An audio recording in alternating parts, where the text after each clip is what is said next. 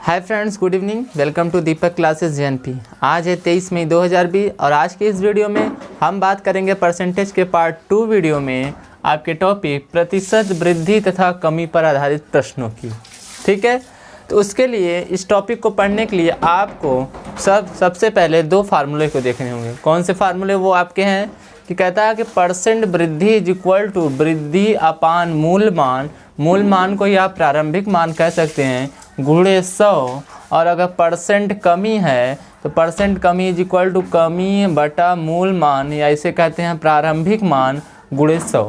ठीक है, इस दोनों फार्मूले को आप दिमाग में कर लीजिए। ठीक है, अब आप क्या करेंगे, इससे रिलेटेड अब हम इस पर रिलेटेड क्वेश्चन को आप सॉल्व करते हैं और उसमें इस फार्मूले को हम अप्लाई करेंगे। ठीक है, अगर आपसे वृद्धि परसेंट पूछ रहा है तो हम इस फार्मूले को अप्लाई करेंगे। अगर परसेंट कमी पूछ रहा है तो आप इस फार्मूले को अप्लाई करके क्वेश्चन को सॉल्व करेंगे। कैसे सॉल्व करेंगे और कैसे एग्जाम में क्वेश्चन आपसे पूछता है, अब हम देखते हैं क्वेश्चन को। ठीक है, चलिए फ्रेंड्स क्वेश्चन को सॉल्व करते हैं। कहता है कि डीजल की कीमत 72 रुपये से बढ़कर 80 रुपये हो गई।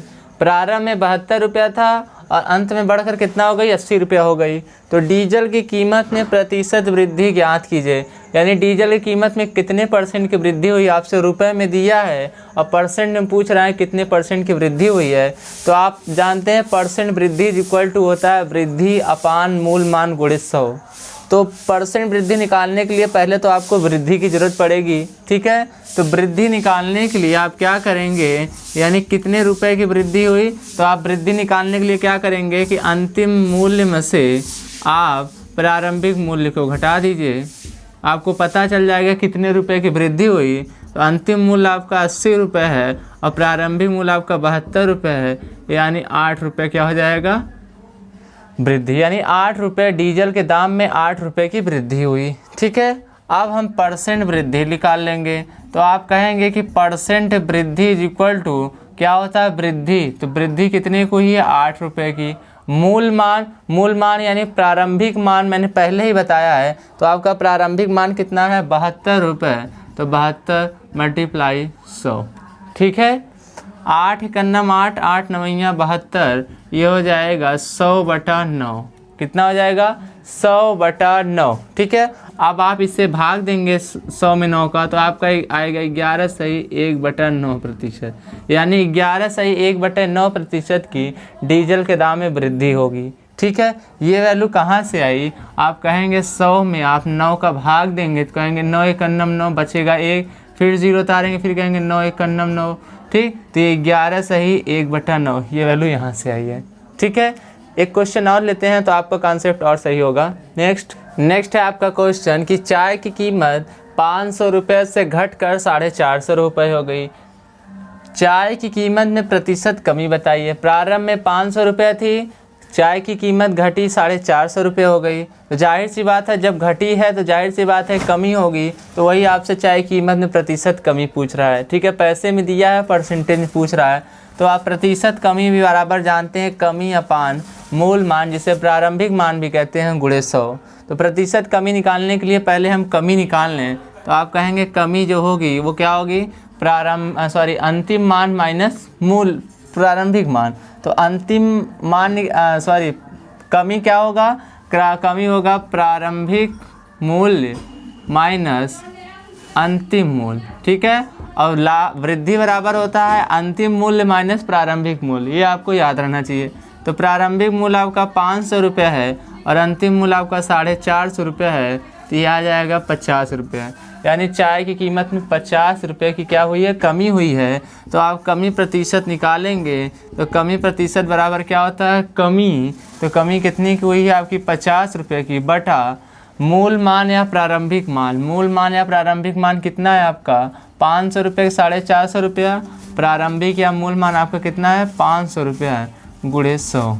ठीक है, अब आप इसे काटना आपके ऊपर डिपेंड करता है। तो 50 एकन्नम 50, 50 दहा में 500, 10 एकन्नम 10, 10 दहा में 100, यानी कितना आ जाएगा, 10%। यानी चाय की कीमत में 10% की कमी आएगी।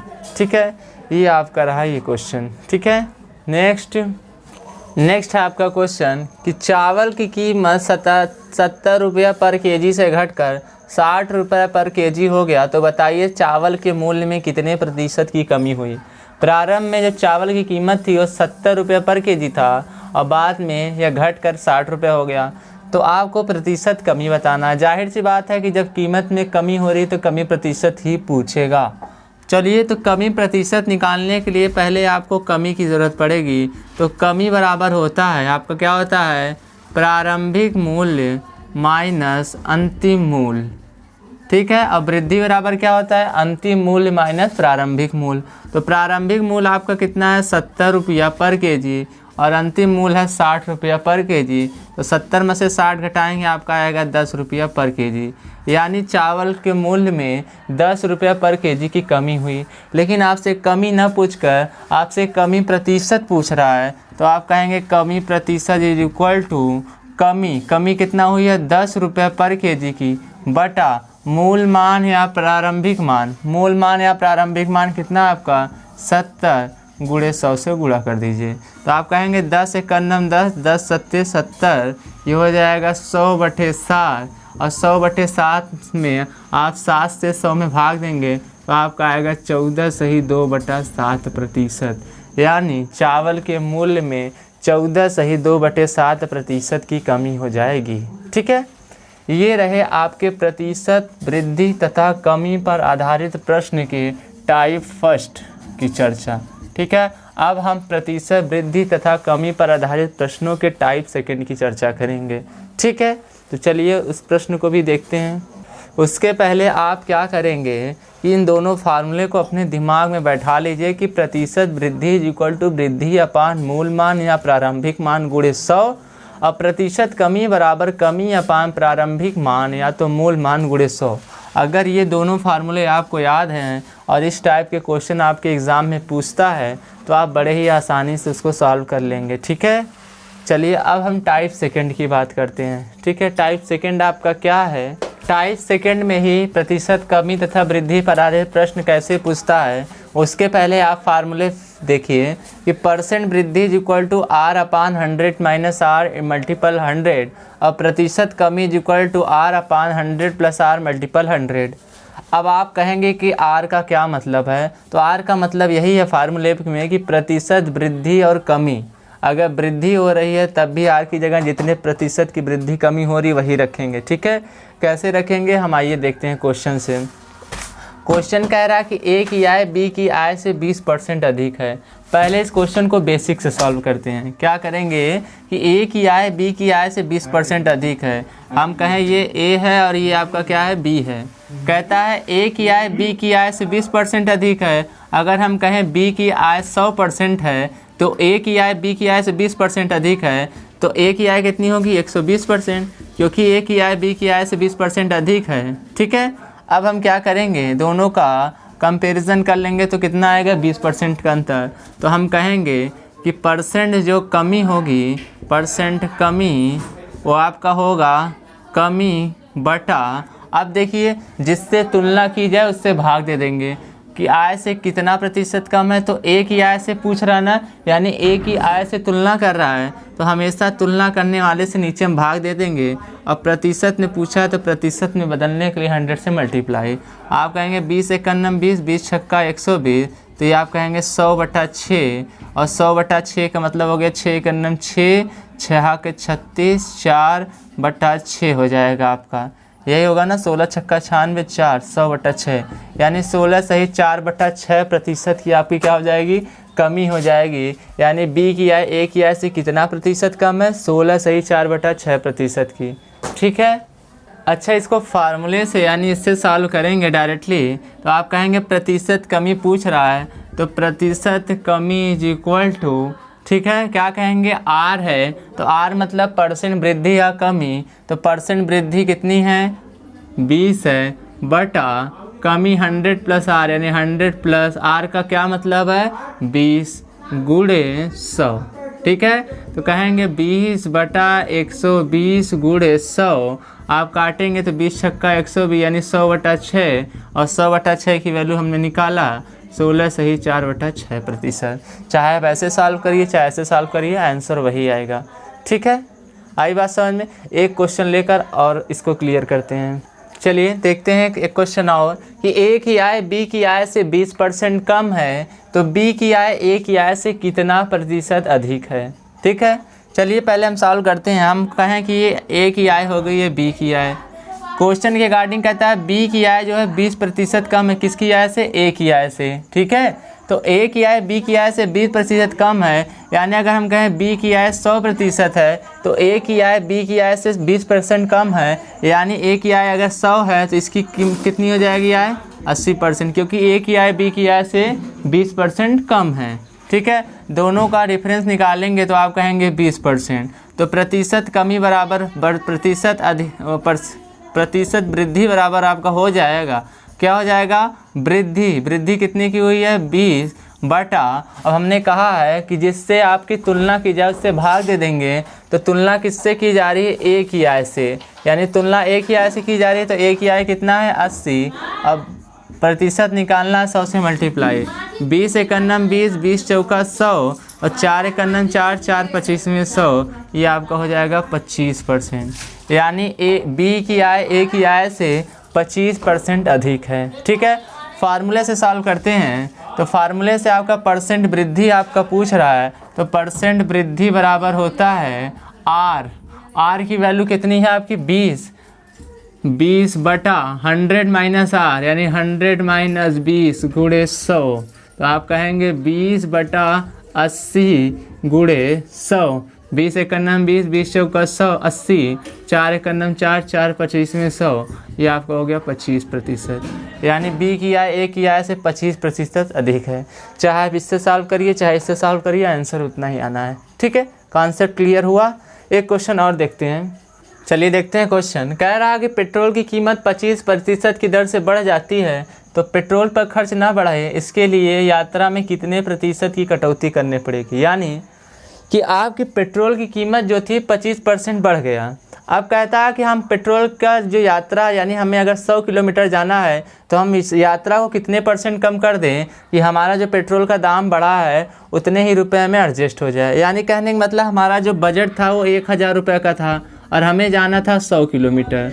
ठीक है, अब हम 1000 रुपये पेट्रोल भराते तो 100 किलोमीटर जाते हैं। अब पेट्रोल की कीमत में 25% बढ़ गया। जब 25% बढ़ गया तो ये दाम अगर 25% इसका निकालेंगे तो आप कहेंगे 2 जीरो 2 जीरो ख़त्म, ये हो जाएगा 250, यानी अब हो गया 1250 रुपये। जब 1250 रुपये हो गया तो अब हम किलोमीटर तो कम ही जाएंगे ना। तो अब कह रहा 1250 रुपये जब हो गया तो हम उसको कितना किलोमीटर कम कर दें जिससे हमारा ये जो बना रहे वो 1000 किलोमीटर ही बना रहे।